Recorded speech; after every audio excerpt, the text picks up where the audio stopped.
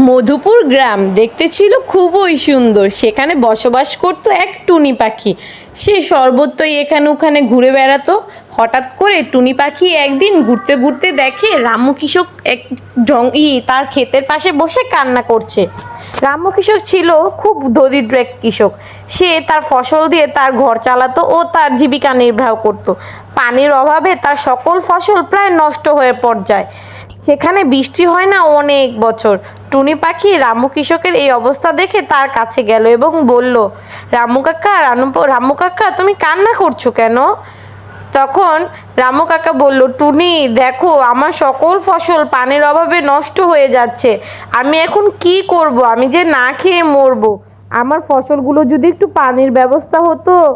তখন টুনি একটি নদীর ধারে যায় এলো এবং সে চিন্তা করলো, এই নদী থেকে যদি পানি নিয়ে আমি তার ফসলে দিতে পারি। তাই মুখে করে পানির বালতি ভরে তার ফসলের দিকে নিয়ে যায় এবং তার ফসলের উপর ঢালতে থাকে।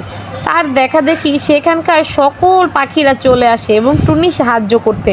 তারাও মুখে পানির বালতি করে নিয়ে নিয়ে রামু কৃষকের ফসলে ঢালতে থাকে এবং আল্লাহর কি পরিকল্পনা, তখনই সেখানে প্রচুর বৃষ্টি হয় এবং রামু কৃষকের ফসল পুরো পানি দিয়ে ভরে যায় এবং রামু কৃষক খুব খুশি হয়ে ওঠে এবং সে তার ফসলগুলো খুব সুন্দর করে গুছাচ্ছিল এবং সে তা দেখে খুশিতে নাচতে থাকে। সে এমন এক পর্যায়ে যে সে খুশিতে পাগল হয়ে যাবে।